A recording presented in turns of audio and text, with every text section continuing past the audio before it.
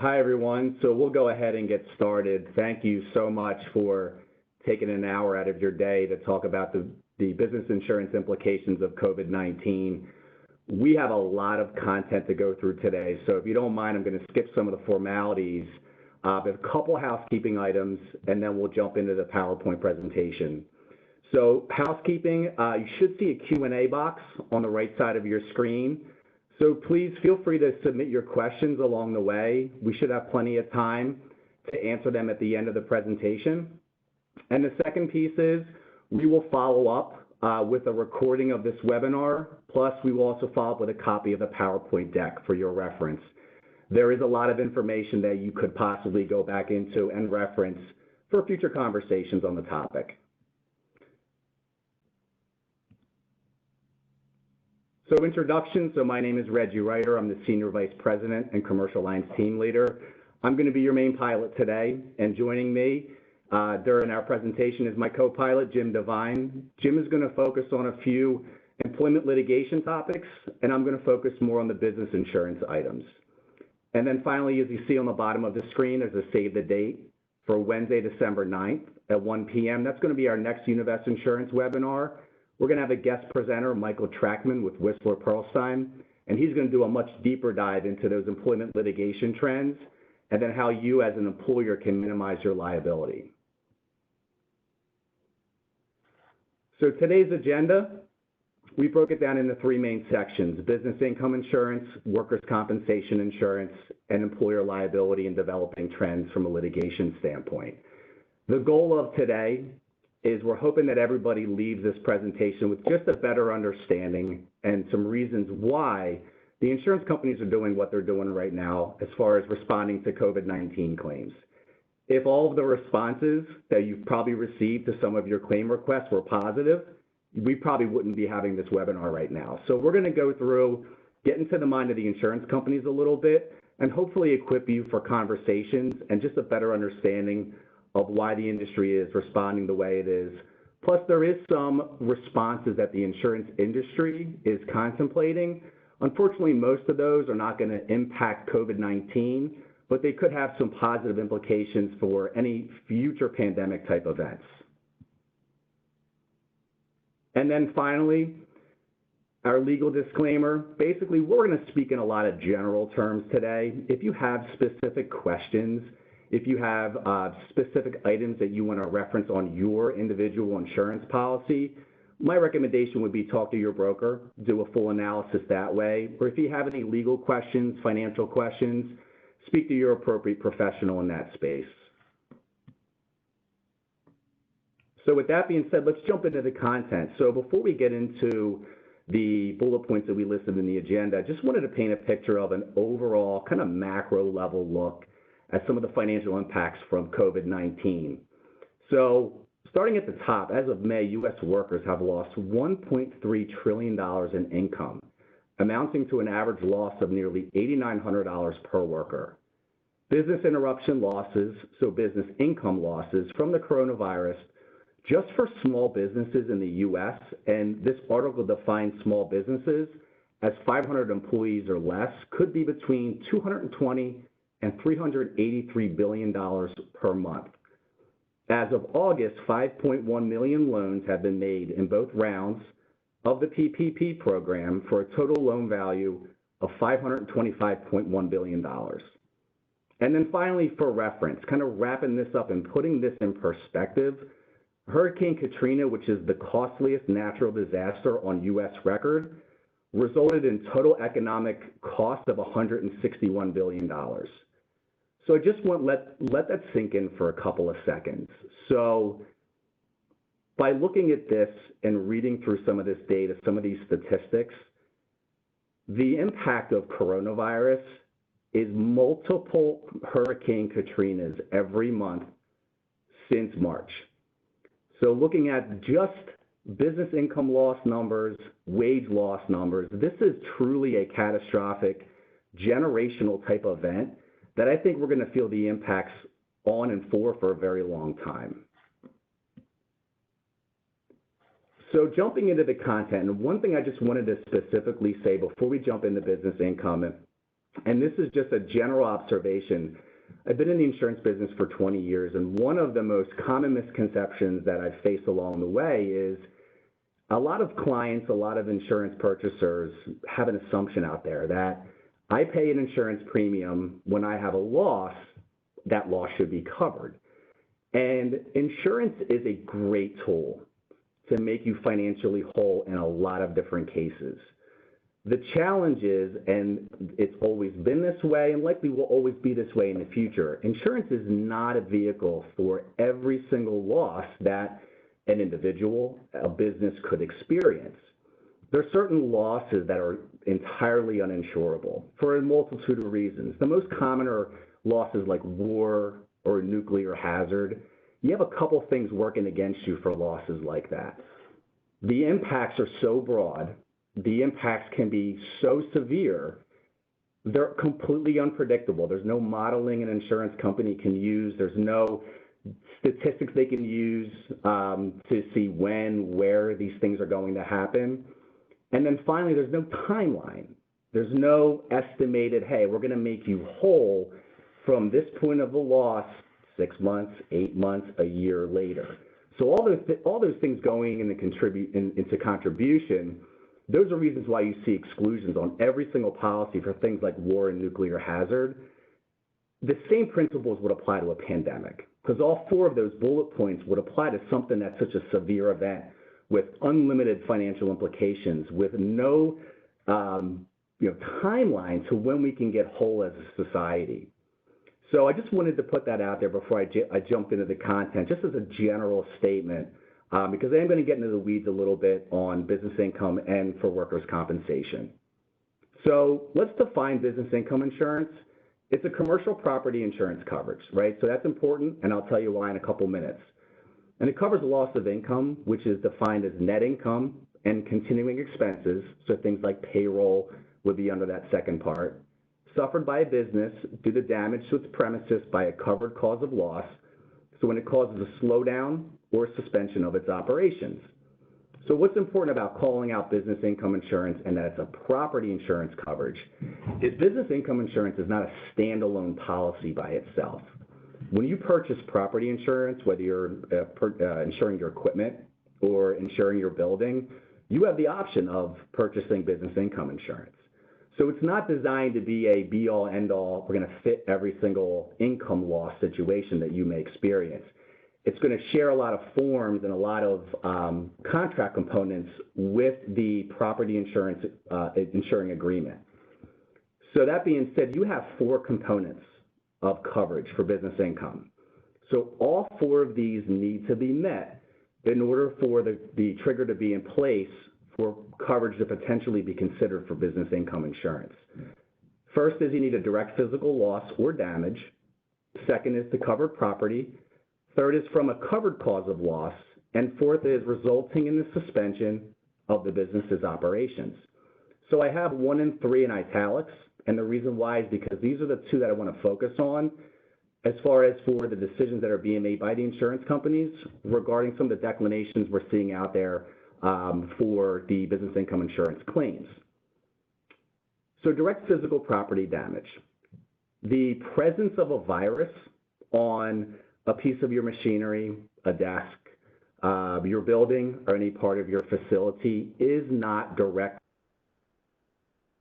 So when we think more of the context of traditionally what is physical property damage, it's something that's material. It's something that's altering the characteristic, altering the tangibility, altering the structural integrity of something, right? So the easiest example is a fire loss. When there's a fire loss to something, that item is structurally jeopardized. There's a physical change in the characteristics of a piece of equipment, a desk, office furniture, your actual building, your facilities. So right now, insurance carriers, and they've taken a stance on this, they've made it clear that they are not looking to cover these claims coming from COVID-19, these business income losses. And they've ruled, and most state courts have agreed, that just the presence of a virus on your covered property is not direct physical property damage. So that being said, there are 2 items that I want to specifically call out, because these are two items that are coming up through claims. Good attorneys are trying to find ways in order to find coverage within the insurance contract. That's going to be that first part through civil authority. The second part is the virus and bacteria exclusion, which a lot of the insurance companies are referencing in their coverage declinations. So let's talk about the civil authority clause first. So this is something that is typically covered under most policies with business income insurance. Again, refer back to your specific policy if you have any questions about the wording that's on there. I included some general wording. I'm not going to read through it exactly, but I think you'll get the idea of why the attorneys are trying to find coverage through this provision. But basically the way it works is if there's a covered cause of loss, and this is a covered cause of loss based off of your insurance contract, your covered causes of losses on your policy, and it causes damage to property at a property that's not at your described premises, that the insurance company, your insurance company, will pay your loss of business income that you sustain and the necessary expenses if it's caused by the action of a civil authority that prohibits access to the described premises. That second part sounds awful familiar to all of us. Ever since March, we've either had a mandatory shutdown for a certain period of time, or we've had a ramp-up period. A lot of folks here have not been an essential business, so you may not have been able to open up your operations fully until recently. The issue with this provision is going back to that very first sentence, and you reference their damage to property. The issue is that the courts and the insurance companies are ruling, and they're saying that presence of the virus is not property damage. So even though, yes, there has been a civil dictate, there has been an authority at the local government level, the state government level that has said you have to shut down your operations, you're not allowed to come into your premises, you're not allowed to do business. There's not a damage to property, so that this provision is not sticking. It is not applying in the cases that I have seen out there. Where this would apply, and in most cases, it's going to apply in natural disasters. So let's use an example of the wildfires out west. Say there is a impending fire that's going to come in through a certain specific geography, and the local government says it's a mandatory evac, everybody has to get out, we're going to shut down all the main arteries to and from the town, and everybody does the right thing, everybody picks up and leaves the area. Well, your business, say you're a retail business, and you just can't take your laptop and go do your job from the next town over or the next town over. You go back after there's the all clear from the local authority, and you recognize that your neighbor's property burned to the ground. There is nothing left but cinder and ash, but your property is still standing. You have no physical damage to your property whatsoever. You have no claim to make. That is where the civil authority clause would kick in, because we have a covered cause of loss in most insurance policies. Fire is a covered cause of loss. You have damage to property other than the property, your location, and you have the cause of the action of the civil authority that prohibited access to your premises. That is a situation where, in most cases, the civil authority clause would kick in and you could submit a claim for business income and extra expense to your insurance company. The second piece, the virus and bacteria exclusion, this is a common industry endorsement, and we have seen this, I would say probably 4 out of every 5 policies I have seen has this on the property insurance agreement, and it followed the SARS outbreak of 2006. So the insurance industry has been through pandemics before, just nothing to this severity. And the reason why this endorsement became common back after 2006 was to reaffirm their intent that they do not want to pick up coverage from virus or bacteria either caused by that or resulting from that. So you are seeing on most declinations that we have seen come across our desks and in the industry, they're listing 2 things. They're listing lack of physical damage to property, and if this endorsement is on your property insurance, they're also referencing the virus and bacteria exclusion, because that intent from the insurance company is to not cover those virus and bacteria related claims, and adding that endorsement just solidifies that. From a legal action and an initial court ruling standpoint, so there has been some insured versus insured cases that have been brought across the entire United States for bad faith or breach of contract. A lot of folks don't like the decisions that the insurance companies are making as far as declining coverage.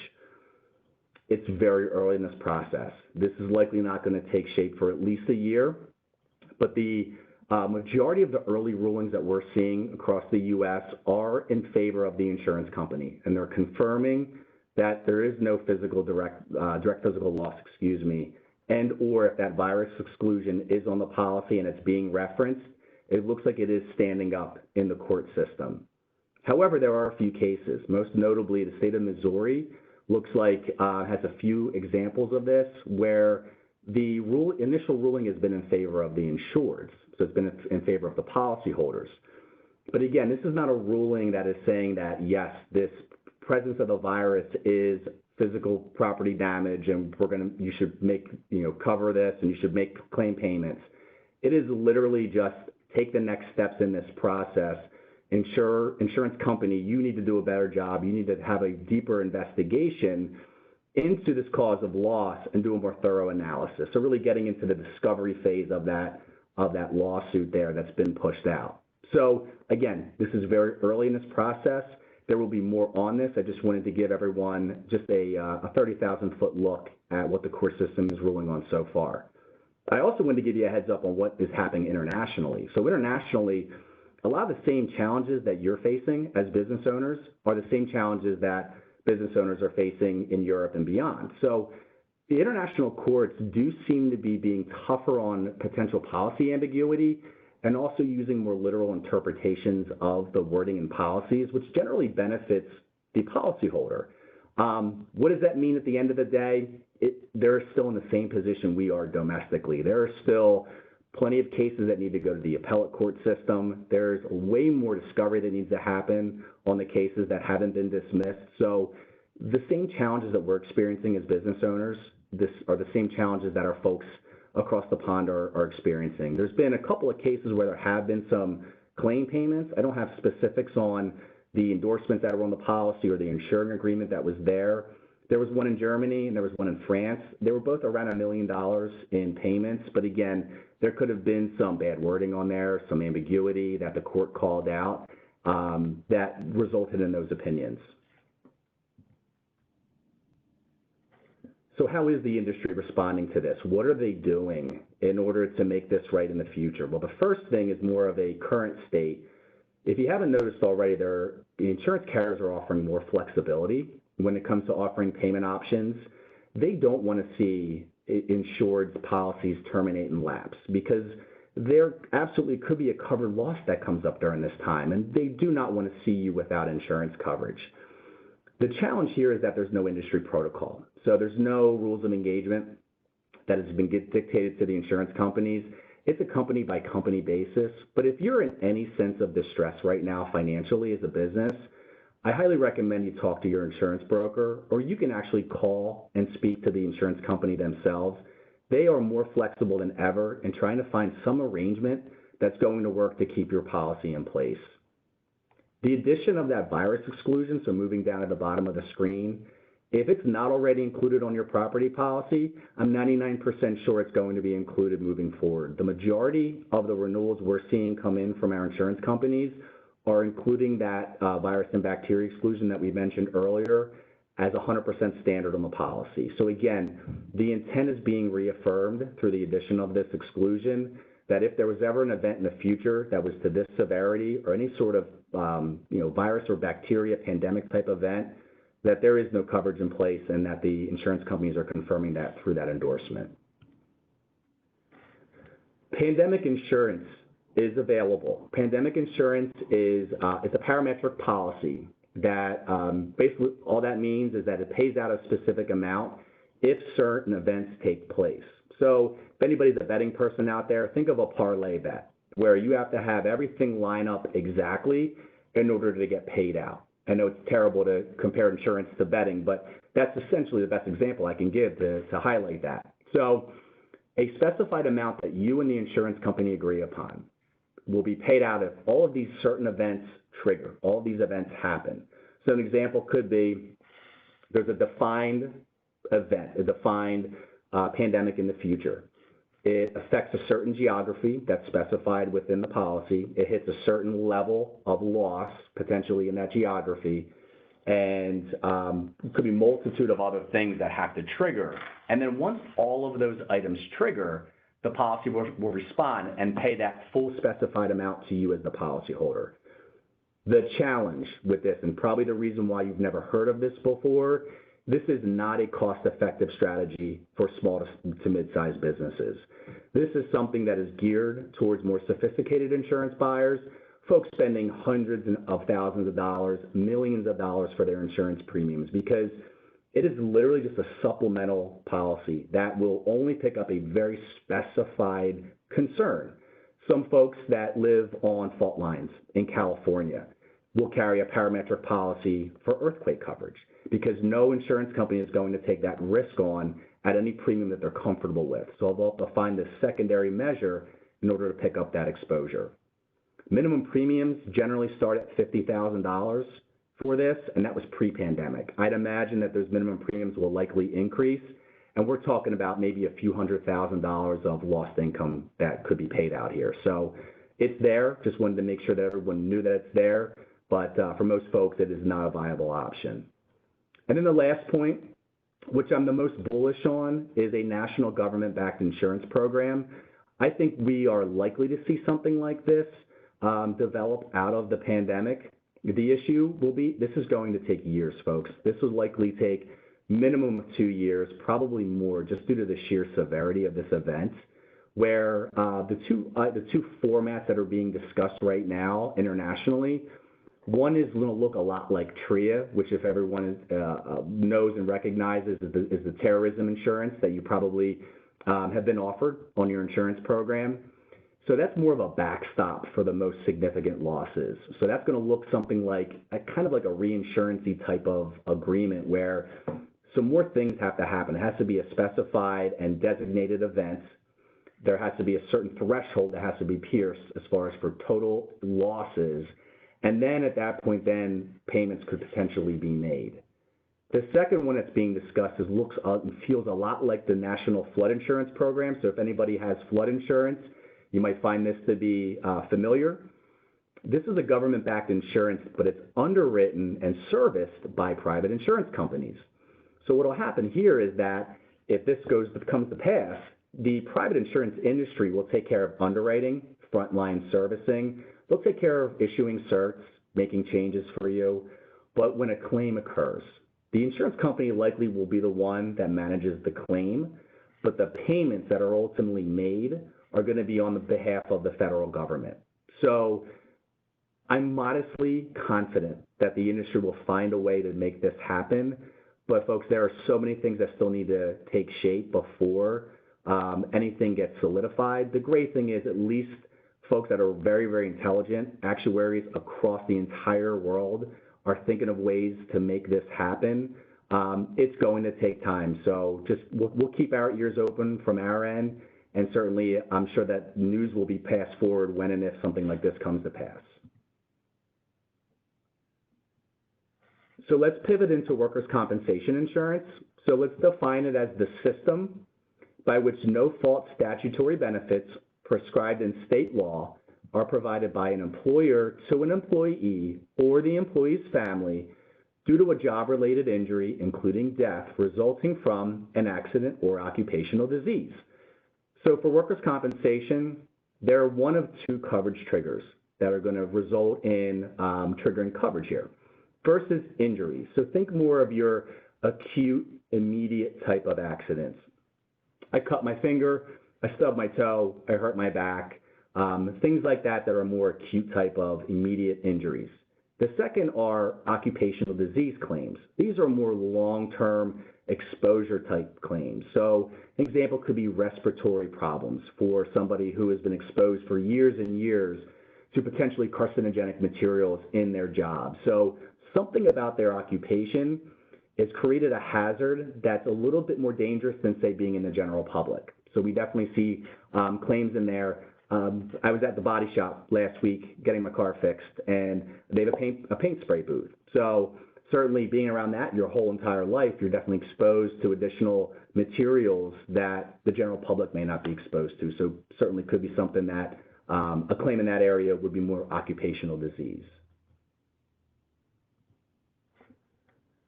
Can my employees receive workers' compensation benefits due to COVID-19?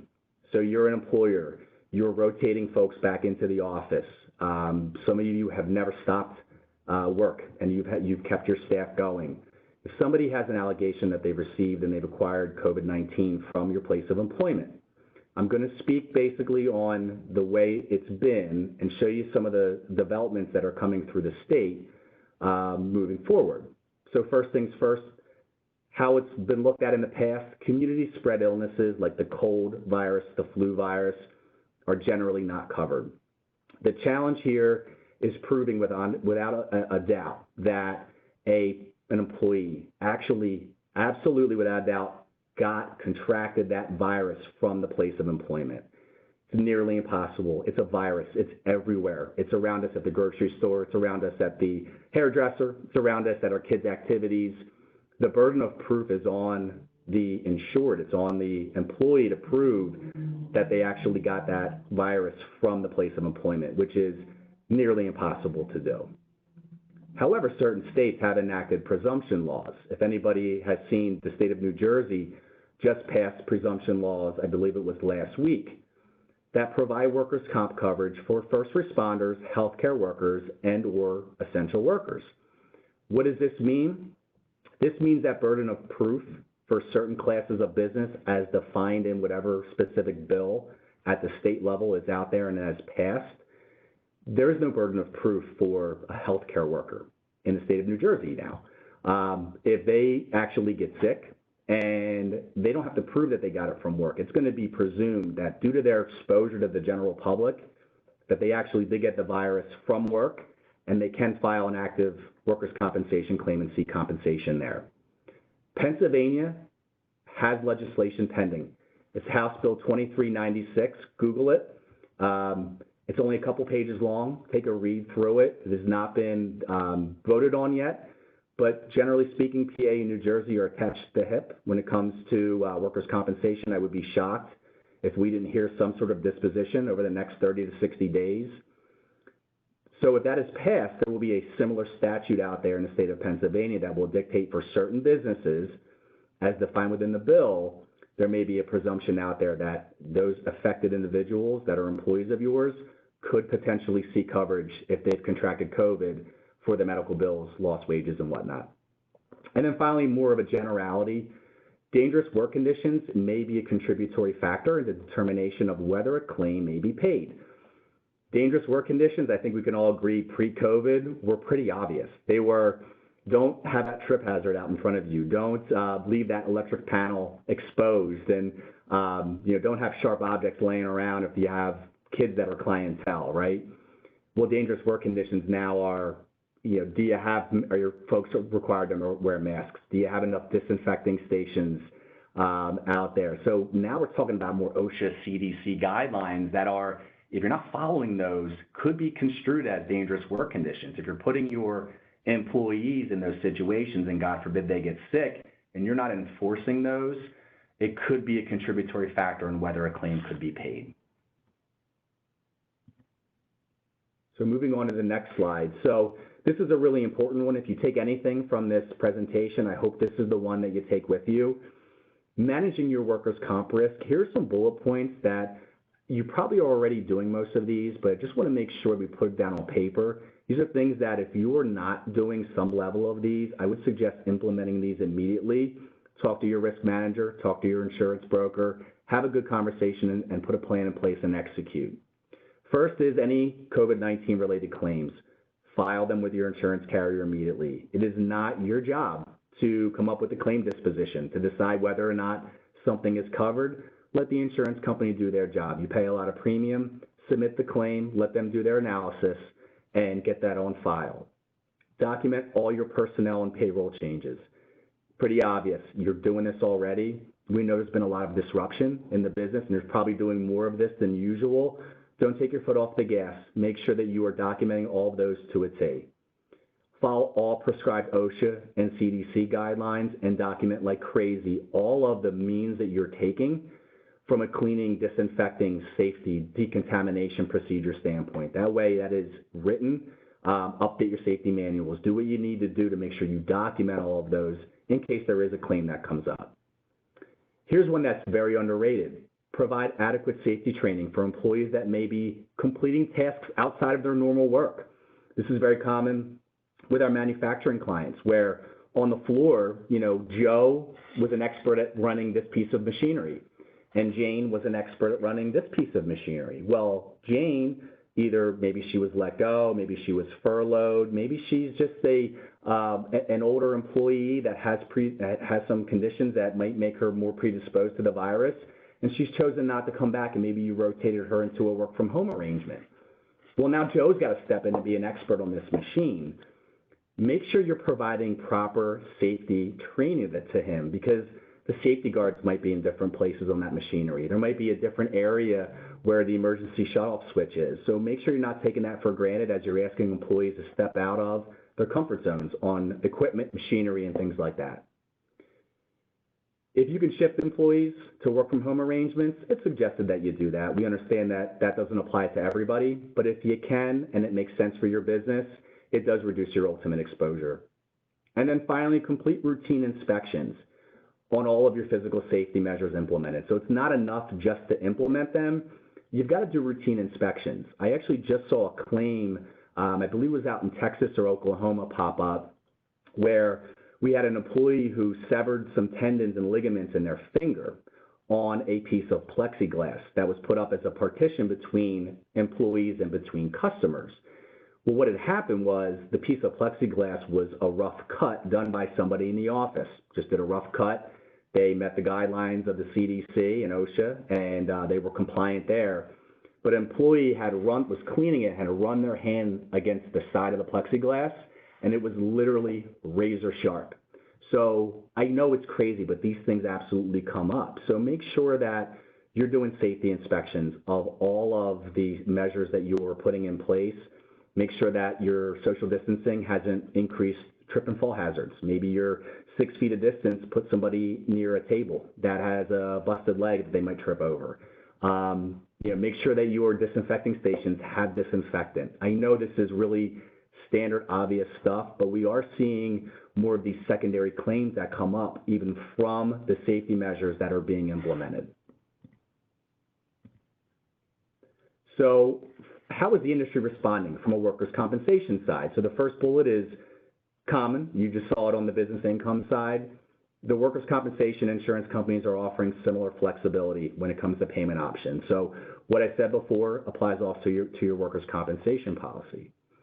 That PA House Bill 2396, the wording specifically for PA is looking to grant presumption for employees of certain defined life-sustaining businesses, and that's defined within the bill, if they've contracted COVID-19 or other infectious diseases during a disaster emergency. So I'm not going to reiterate what I said before, but keep an eye on that bill. If that bill is passed, I don't know if it'll be passed in its current shape. I think there's going to be modifications that are going to be made to this before it's passed. But if this is passed with the meat of what it's trying to accomplish, the industry is going to see more claims, and more employees of yours, if they've contracted COVID in certain businesses, may have coverage through the workers' compensation insurance policy.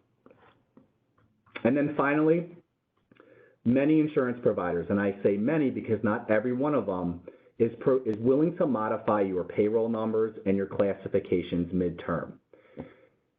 The benefit of amending these items midterm is to you as the policyholder. It's immediate premium relief because it's going to contemplate all of the personnel changes that you have made and or the shifting of employees to different and potentially less hazardous class codes and work from home arrangements or office arrangements or things like that. So the best advice I can give is have a conversation with your insurance agent if you haven't already.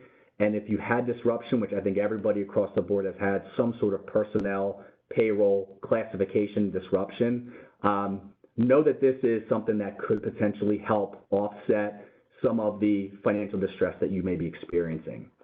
The last 3 bullet points are items that the State Rating Bureau has addressed specifically. So these are things that are going to come up likely at audit time for you at the end of your policy term.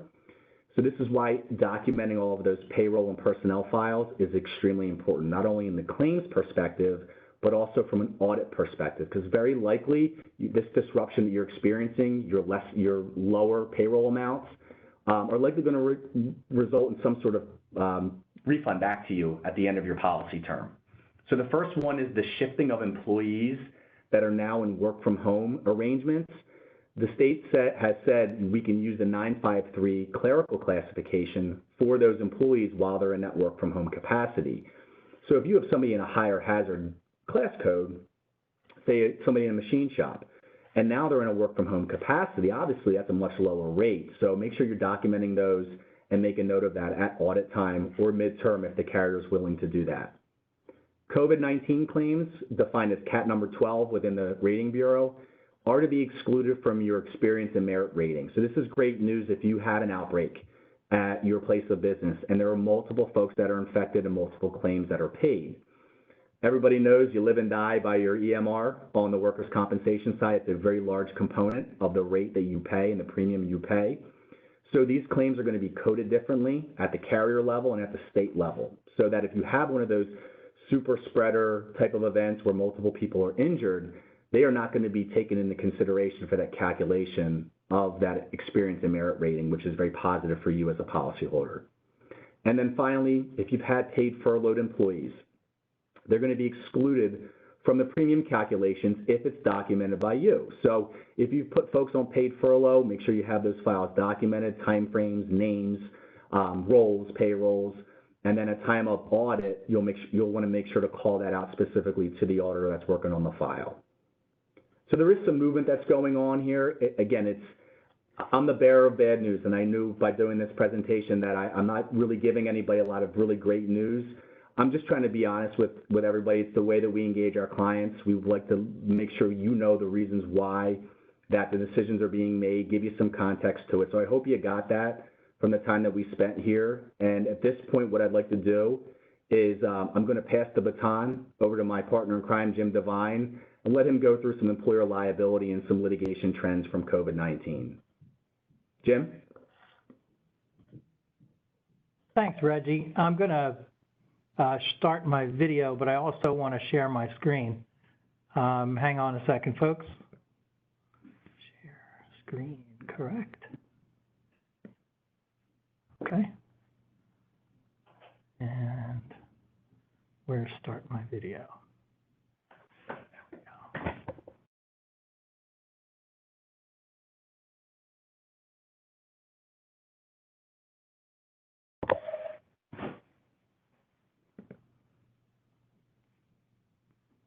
Okay. Hi, everyone. I hope you can see my screen. There we go. Thanks again, Reggie, and thanks everyone for being here today. Very happy to be with you to talk about what is not a real positive, I have to admit, a real positive aspect of employment right now, but it is a reality. And employer liability, developing COVID-19 litigation trends.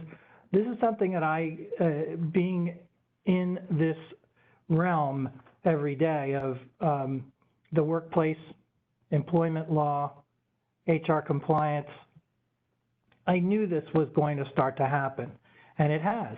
And what I'm going to go through today is I'm going to talk about how much of this litigation is developing.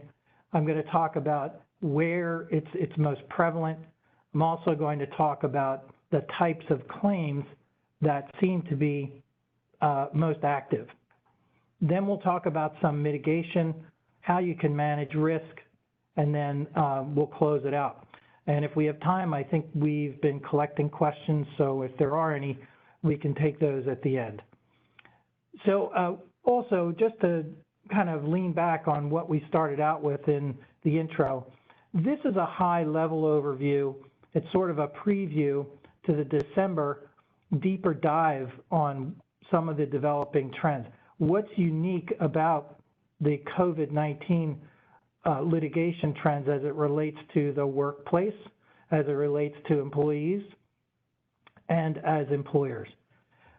If you think about it, this is sort of the perfect storm that has developed right now.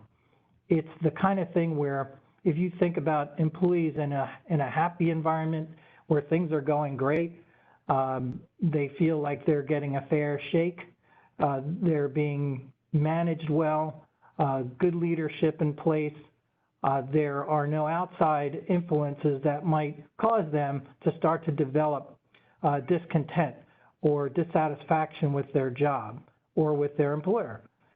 We are in pretty much the opposite of that right now, and those outside factors have a lot to do with how gray things are for some employers to think about the rules that have been put in place. What are they supposed to do?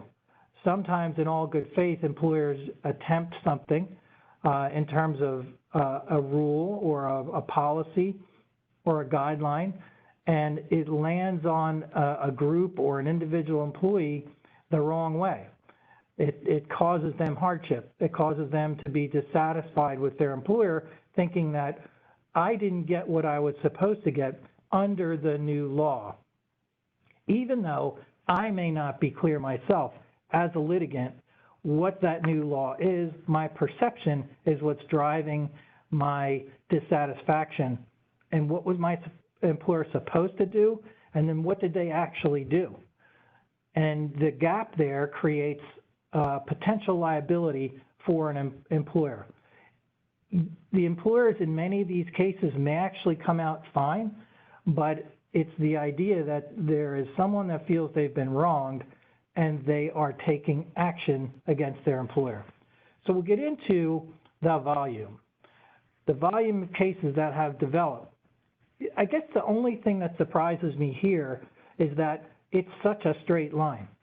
If you think about it, after, say, April and say the first several weeks or maybe the first 12 weeks for employees who were returning from family medical leave or some type of leave related to emergency child care, I thought you might see a spike in June, July, and maybe things start to flatten out. But that's not the case. And I think what it's indicative of is that as employees are learning about the new world, the new environment, they're becoming educated on what their rights are, and it's more of a steady increase. I actually believe that the line will start to go exponentially higher. And there'll be a couple of things that relate to that. One is the idea that there may be more class action lawsuits right now. There are over 800 lawsuits right now that are in sort of the state and federal individual claim realm. And then there are close to 100 that are class actions. And I guess one of the more publicized individual causes of action, which may turn into a class action, is the Walmart case where the widow of an employee is claiming that her husband passed away due to Walmart's failure to adequately protect her deceased spouse. There's a Walmart case and there's also a Kroger case. They're very similar. And so these are unique. They may come into the workers' comp realm, but then again, they may just stay active as individual litigants litigating against their employer, which has typically not been successful because your only cause of action against your employer is typically workers' comp. And as Reggie explained, some of those pandemic-related exclusions could exclude this type of complaint, but it doesn't prevent someone from bringing that complaint. So in terms of where are these cases coming up most, and where are the most active states, if you look at Pennsylvania, there are a total of 8 here, I think, and Pennsylvania is number 6 out of 8. You have California, no surprise. I guess the one that surprises me a little bit is Texas being where it is, and New Jersey being so high relative to other states' similar in size. So this is where things are most active in the country right now in terms of complaints. What are the types of complaints? And here are the top 5 allegations. And retaliation being up over 400, I guess that surprises me a little bit more than, say, wrongful termination or discrimination. But it is what it is, and you see the number there. And so to give you an example, I was looking on the web, and pardon me for looking off to my right, but just before our session started, I wanted to see if there were any updates on types of claims that were being filed. And in terms of retaliation, there's one that is the case of Castaneda versus Niagara Bottling Company, and it's out of California. And so the employer denies the plaintiff's request for a medical leave absence that was originally supported by the doctor in the workers' comp panel. And then the employer decided that he could come back to work, but then when the employee came back to work, he noted there were a number of safety violations, complained about the safety violations, and then was fired after that for complaining. You have a protected right, someone saying, I should be protected here at work. I'm allowed under law to express my dissatisfaction and lodge a complaint against my employer. I did that. My employer's immediate reaction was to terminate my employment. It's a classic kind of retaliation claim. In terms of discrimination, a case that I found was an employee who they note is a Chinese American with high blood pressure. In the case of Lynn versus CGIT Systems out of Massachusetts, he claimed that his employer ordered the employee back to work, along with other employees that were told to come back to work, and then the employer changed his policy and allowed people to work from home, but denied the plaintiff the opportunity to do the same after the plaintiff said, hey, I can't come back to work. And so after that, they fired the employee, and the employee brought this complaint against the company. So you have these ideas here that this is a Chinese-American employee, high blood pressure, you have national origin, you have potential disability. So I think the idea of traditional employment law claims are just getting amped up. They're getting amplified because of the fact that employees are perceiving what their rights are, they're feeling that their rights are being denied or impaired or affected in some negative way, and they're complaining. So these are the most prevalent complaints. There's also a wrongful termination case. There are lots of them, as you can see. But sometimes they sort of merge because you have wrongful termination, you have discrimination that resulted in termination. So the theories on which employees will assert their rights and make a complaint against their employer can sometimes just be very nuanced. They may contain multiple claims within the overall larger claim. In terms of managing your liability as an employer, and we covered a little of this back in the prior webinar, if any of you attended that. There's some wage and hour liability that's starting to develop where you have remote workforces and they're hourly employees. And so there may be, I wouldn't call it sloppy, but I would say less disciplined ways of counting for hours. There may be liability on both ends. There may be employees who are overcounting their hours. There may be employers who are undercounting, and their systems are just not that tight to measure this remotely. The other thing that I would say is that there are obligations under federal law, and they provide employees with protected leave, such as the Families First Coronavirus Response Act. And under that act, you have a certain amount of paid leave that's available for an emergency leave due to an employee contracting COVID-19. And then you also have extended paid leave at a percentage of the employee's wage over a longer period of time for emergency leave due to the care of someone at home, the care of a child, et cetera. I say err on the side of flexibility here. Try not to thread the needle too closely on interpretation of what your obligations are. There are, as you can imagine, there's a lot of empathy out there for employees who are claiming that they weren't given a fair shake by their employer. Then assess the risk of any actions that could potentially cause discrimination or retaliation claims. And so what I would say is that you have this, you have the ADA that's out there for certain employers of a certain size, but you still have good guidelines to follow, even if you're not covered, you're too small for ADA. And so look at what those responsibilities are, try to follow them, and I think as Reggie mentioned earlier, it's very defensible if you follow something that is sort of a known and a tested set of guidelines.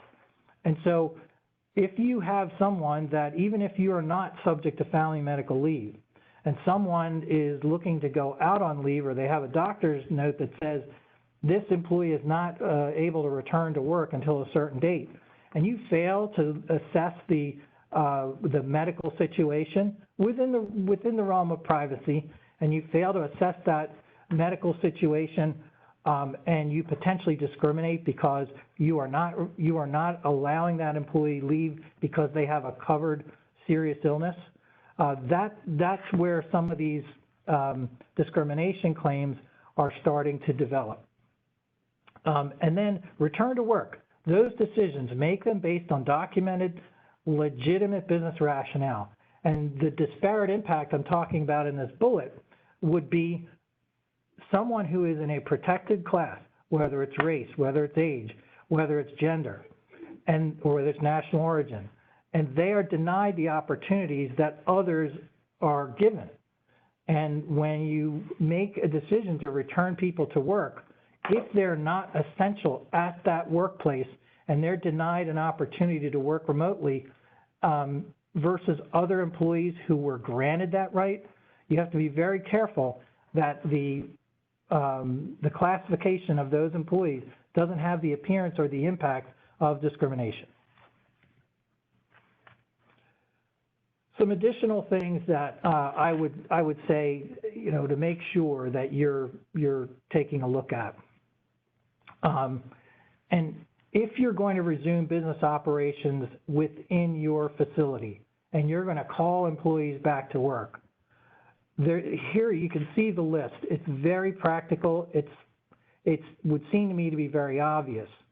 But sometimes employers really do things that don't put them in the best position with regard to defending their actions.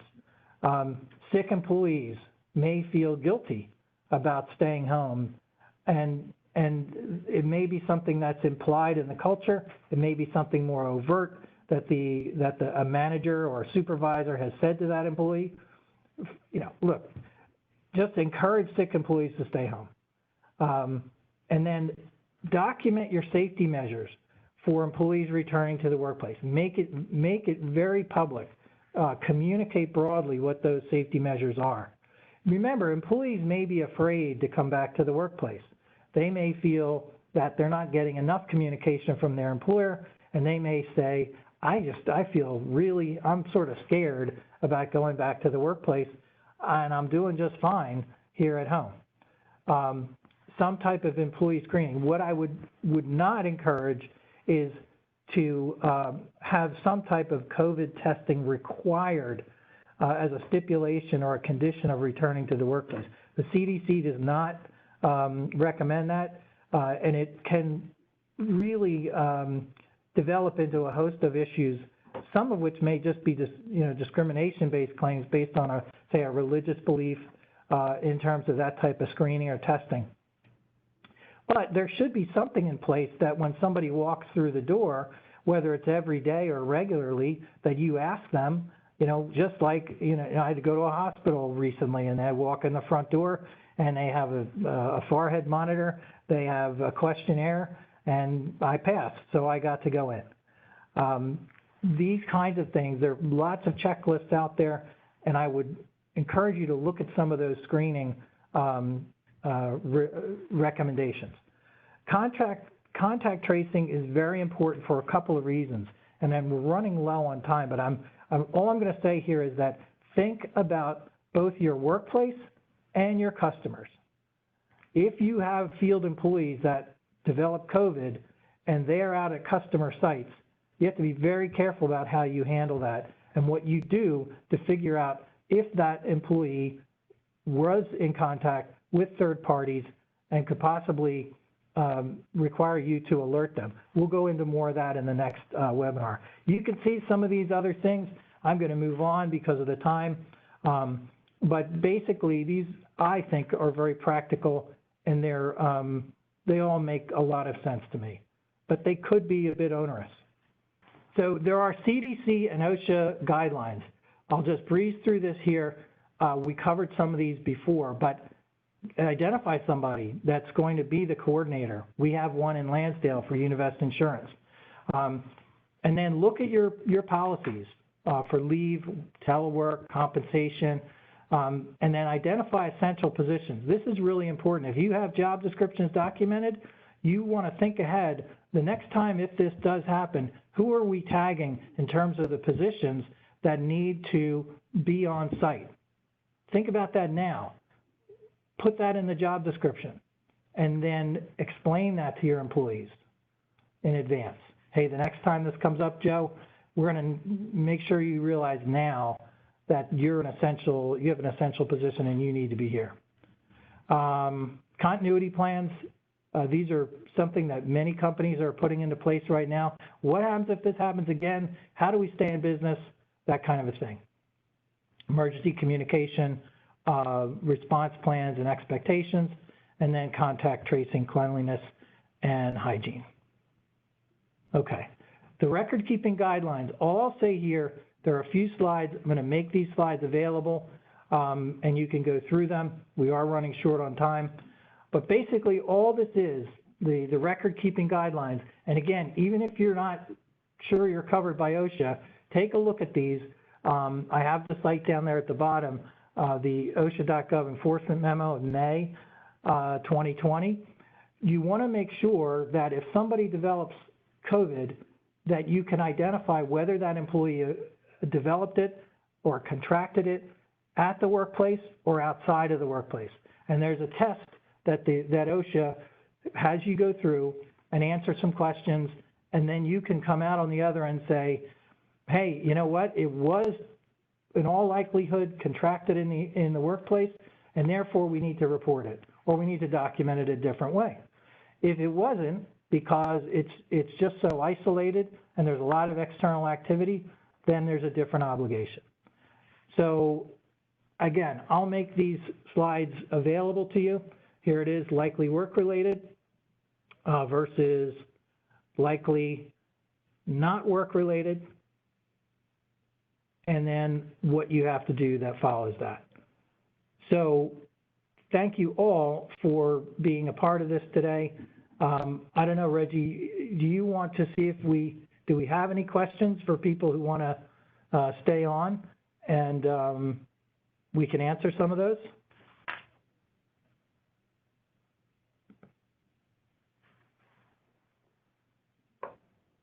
Hey, Jim, so we got a couple of questions in on the insurance side that I just wanted to take 2 minutes to address.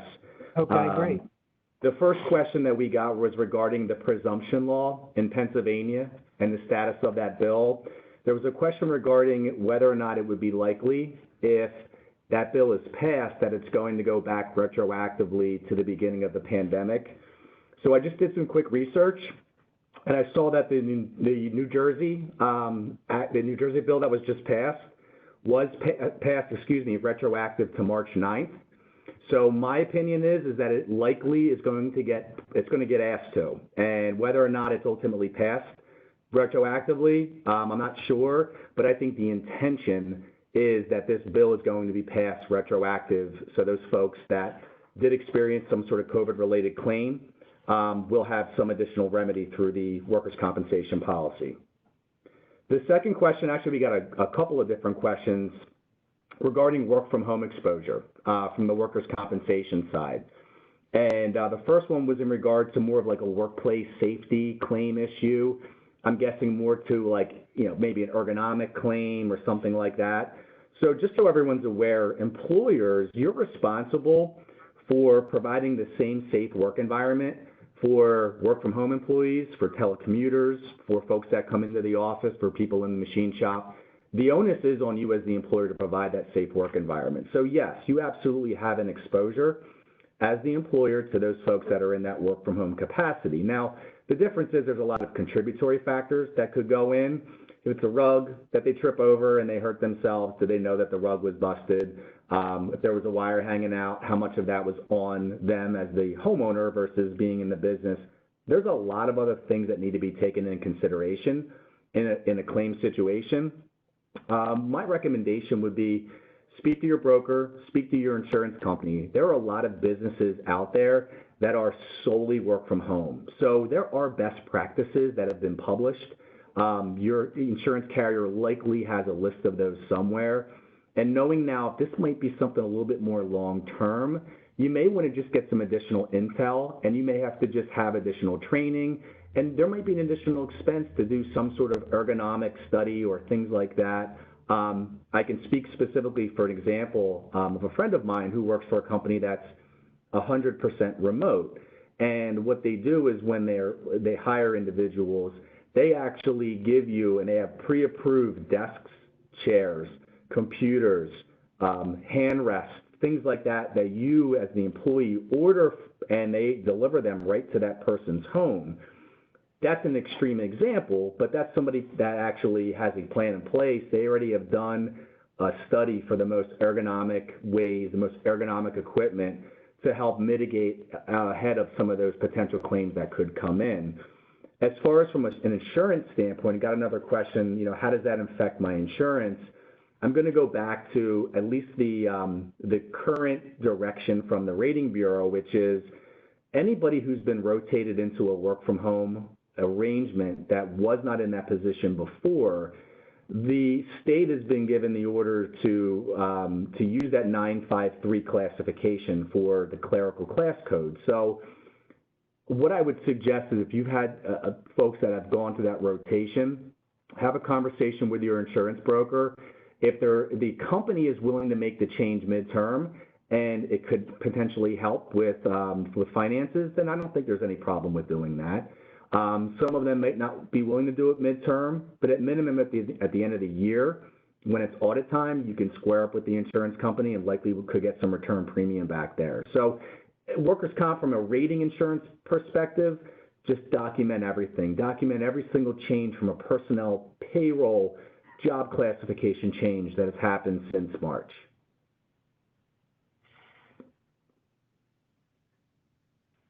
Sure, we have one more question come in. I actually had a couple. There's one regarding loss of income. Our insurer denied the claim. Should we take this to court? I think that's something that is, you could tell from the examples I shared, that is something that individual insureds are doing that. Individual insureds are bunching up with other insureds that might be in the same industry, might be franchisees that are bundling up together and kind of taking a more joint approach at approaching the court system. It is your directive. You certainly can do that. My suggestion, if you're concerned about that and want to take that next step, absolutely speak to a legal professional and see what your options are. A couple more questions? There's actually two more, yep. All right. One is, how is COVID source determined if an employee works from home? That's where things get really complicated, because I think you have that same onus is on the employee to prove that they contracted the virus from work. Now, in a work from home arrangement, what does work constitute? Is work the four walls of my apartment or the four walls of my home? Is work my workspace, my dedicated 4x4 area in my house that I do business from? There's a lot of gray areas in this space. the suggestion that I put out there earlier around if somebody is in a work from home capacity and they've contracted COVID and they'd like to file a workers' comp claim, submit it through the insurance company. Let them do the investigation. They're going to have to weigh a lot more variables for the ultimate determination, but I still think the precedence is there that the cold and flu virus, I think it's going to be bunched under that until we get further direction from that House Bill 2396, which could potentially impact coverage. But to be on the safe side, if you have someone that's affected, go ahead and file a claim. Let the insurance company do their jobs. And one more? Yep, the last one. Do you believe that having people entering your business, restaurants, or employees should sign waivers as a good protective measure, and will it hold up? Jim, I think this is one up your alley. Yeah, I would be really careful with that, signing waivers. I think that there are a couple of things. One, I presume you mean if someone enters that they're representing that they are, say, COVID-free, or that they are maybe in a different interpretation, that if they do get COVID from your workplace or from your restaurant or from your place of business, that they absolve you as the host of that, whatever it is, event or that opportunity, they absolve you of liability. I don't think that would hold up, and Reggie, you might want to comment on that, but the other thing is in terms of asking, say, a third party about their medical status, I would be very, very careful about that. And I would actually discourage that. There are other ways that you can do this. You could subject people to that questionnaire, and you could develop. There are lots of questionnaires that are out on the web. We have access to one as well that I'd be happy to provide anyone. But those basic questions, that's where I would stop. I wouldn't go into anything more than that in terms of a waiver or in terms of some type of disclaimer. Yeah, I agree, Jim. I think waivers as a whole, there's potentially limited applicability, especially if it's tested in court. So if there are other means, I agree. If there's other means that are potentially less restrictive, or, if there's other things that we can do in order to achieve the same outcome, I'd probably suggest those first. If it's something that you'd like to consider, again, and maybe talk to a legal professional, maybe talk to your insurance broker, and we can give you some additional context. Yep, thanks, Rich. Welcome. I think we're good. So again, thank you everybody for your time. We apologize for being 10 minutes over, but we had some great questions come in. Just a reminder, we are going to send a follow-up with the recording from today and also a copy of the PowerPoint deck to those that attended today's meeting. So again, thank you, and we'll see you all at the next one in December. Thanks, everyone. Yeah, thanks, everyone. Thank you.